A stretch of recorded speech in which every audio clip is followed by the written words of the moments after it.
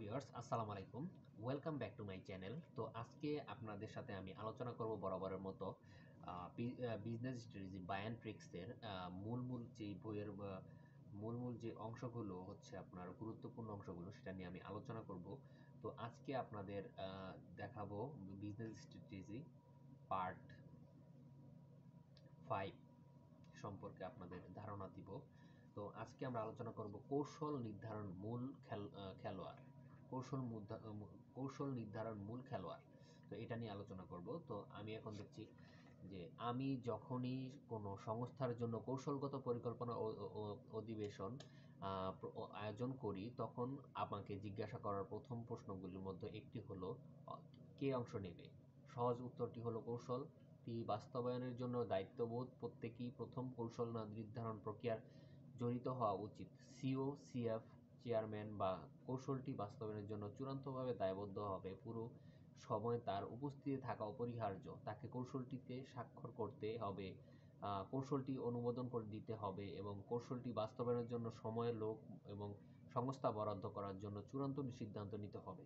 প্রেসিডেন্টদের শক্তিশালী কিছুকাল আগে আমি একটি বৃহৎ তেল সংস্থার জন্য 3 দিন ব্যাপী কৌশলগত পরিকল্পনা অধিবেশনের পরিকল্পনা করেছি। সংস্থার সভাপতি 3 দিনের এই প্রক্রিয়াটির প্রতি মিনিটে উপস্থিত ছিলেন। তিনি প্রত্যেকের কথায় মনোযোগ সহকারে শুনেছিলেন এবং সময়ের পার হওয়ার সঙ্গে সঙ্গে তার পর্যবেক্ষণ এবং মন্তব্যগুলি প্রদান করেছিলেন। 3 দিন শেষে সংযুক্ত এবং টেবিলের চারপাশে সমস্ত লোকের সংস্থার প্রতি একে অপরের প্রতি এবং তারা পারস্পরিক উন্নতি করেছিলেন। কৌশলগত পরিকল্পনা সাফল্যের প্রতি প্রতিশ্রুতি হয়েছিল। সংস্থাটি তখন থেকে বিশ্বের বৃহৎ এবং লাভজনক সংস্থার প্রতিটি পরিণত হয়েছিল। তো আমরা এখান থেকে কি বুঝতে পেরেছি? প্রেসিডেন্ট শক্তি এবং সংস্থার যে মূলনীতি তার দিয়ে তারা একটি বিশ্বের অন্যতম সংস্থা তৈরি হয়েছিল। তো এখান থেকে আমরা দেখব নেতৃত্বের ব্যর্থতা। আরেকবার একটি বিলিয়ন ডলারের সংস্থার সভাপতি এবং আমাকে কৌশলগত পরিকল্পনা অধিবেশনের পরিচালনা করতে গিয়ে নিয়ে এসেছিলেন প্রতিষ্ঠাতা পরিবারের বংশধর চেয়ারম্যান এবং এক্সিকিউটিভ অধিবেশনটি যোগ দিতে অস্বীকার করেছিলেন।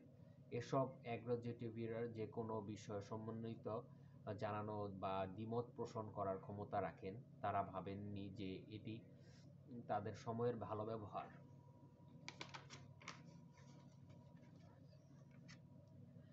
একটি রিস্টের নিবের এবং 3 দিনের উপভোগ্য সময়ের কাটিয়ে আমরা এই বৃহৎ জাতীয় সংস্থার জন্য একটি কৌশলগত পরিকল্পনা তৈরি করেছি, যা বেশ দূরান্ত ছিল।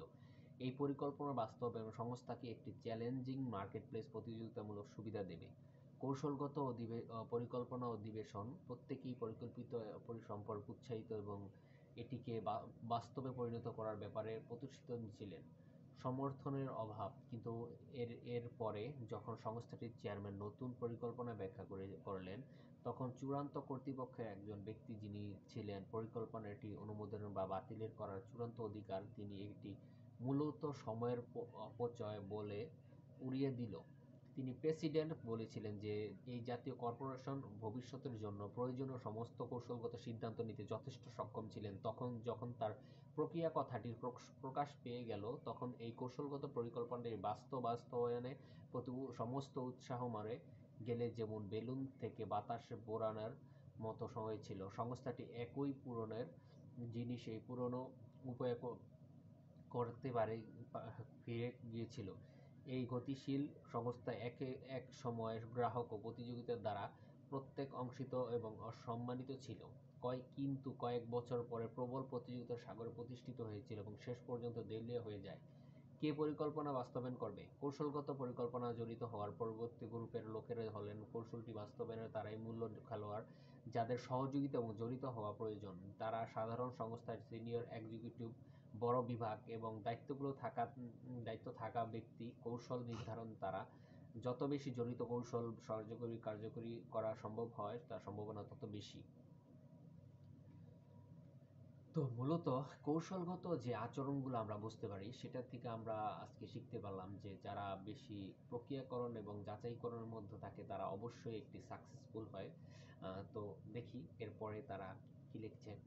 মানুষের মিথস্ক্রিয়া একটি সহজ নিয়ম রয়েছে। লোকেরা যে পরিমাণ সময় দেয় তার সঙ্গে কর্মের এবং একটি কোর্স যে সিদ্ধান্ত নেয় তা সম্প্রদানের প্রতি ও তাদের অঙ্গীকার ডিগ্রি সম্পর্কে আলোচনা করা এবং প্রশ্ন করা প্রত্যেক সম্পর্ক রয়েছে।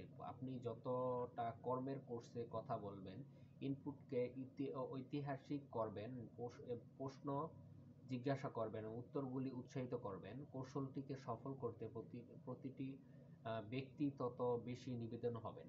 আপনারা আপনারা বাইরে কারো সাহায্য দরকার।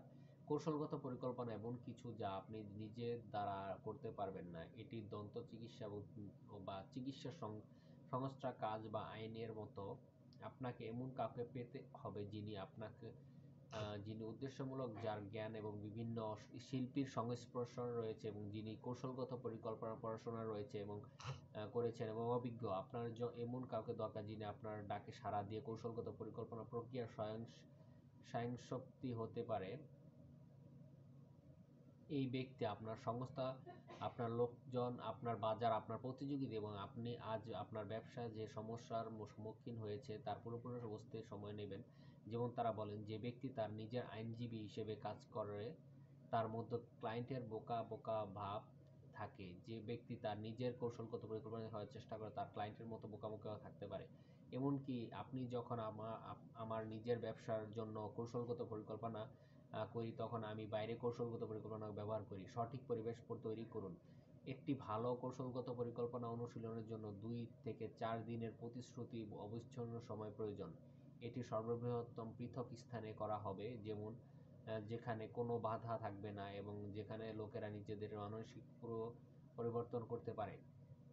সেরা স্থানগুলির মধ্যে একটি হলো শহর থেকে দূরে একটি রিসর্ট যেখানে কোনো বিঘ্ন নেই। প্রতিটি ব্যক্তির চিন্তাভাবনা এবং আবেদনের গুণমানের অবস্থিত নির্ধারণ, সময়ের ব্যবহার, ব্যবসার ভবিষ্যতের মনোনিবেশ এবং কেন্দ্রবিন্দু করতে পারবে। তাদের চিন্তাভাবনা এবং আবেদনের মনের সঙ্গে ব্যবসায়ী ভবিষ্যতের প্রতি মনোবিশ্বাস অনুপাতিত হবে। তো আমরা আজকে পড়লাম হচ্ছে আপনার কৌশল নির্ধারণের মূল খেলোয়াড়। তো আমরা পরবর্তী অধ্যায়ে আরেকটি ভিডিওতে আপনাদের সুন্দরভাবে দেখাবো ইনশাল্লাহ। তো আমরা আপনাদের বরাবরই হচ্ছে একটি ভালো আপনাদের বিজনেস স্ট্র্যাটেজি আস্তে আস্তে আপনাদের ওই দিকে নিয়ে যাচ্ছি, যে একটা মানুষের কিরকম আসলে তাদের নৈতিক চরিত্র থাকা দরকার একটা বিজনেস মাইন্ডেড হওয়ার জন্য। তো সেটাই আপনাদের ভালোভাবে খুঁটিয়ে খুঁটিয়ে দেখানোর চেষ্টা করছি। তো যারা আমাদের চ্যানেলে নতুন আছেন তারা অবশ্যই চ্যানেলটিকে সাবস্ক্রাইব করে পাশে থাকা বেল আইকনটি প্রেস করে দিবেন। আর যারা এতক্ষণ যাবত আমাদের ভিডিও দেখছেন, যারা নতুন আছেন তাদেরকে অনেক অনেক ধন্যবাদ। আর যারা আমাদের চ্যানেল অলরেডি সাবস্ক্রাইব করেছেন এবং পাশে থাকা বেল আইকনটি প্রেস করে দিয়েছেন তাদেরকে অসংখ্য অসংখ্য ধন্যবাদ। তো আমাদের পাশেই থাকুন সব সময়। আমরা কন্টিনিউয়াসলি এই চ্যানেলটিতে ভিডিও আপলোড দেওয়া মানে 2-1 দিন পর পরে আপনারা এরকম আপডেট পাবেন। তো অপেক্ষায় থাকবেন এরকম আরও ভিডিও পাওয়ার জন্য। তো আমি সবসময় চেষ্টা করি আমার যতগুলোই চ্যানেল আছে ইনশাল্লাহ যে সবসময় একটা উপকারিতামূলক, মানুষের উপকার হয় এরকম কিছু ভিডিও দেওয়ার জন্য চ্যানেলের। তো আজকে এই পর্যন্তই। তো আবার দেখা হচ্ছে পরবর্তী ভিডিওর জন্য আবার কোনো বিজনেস স্ট্র্যাটেজি বা ট্রিক্সের কোনো নতুন পার্টে নতুন কোনো কৌশল নিয়ে। তো আজকে এই পর্যন্তই। আসসালামু আলাইকুম রহমতুল্লাহি ওয়া বারাকাতুহু।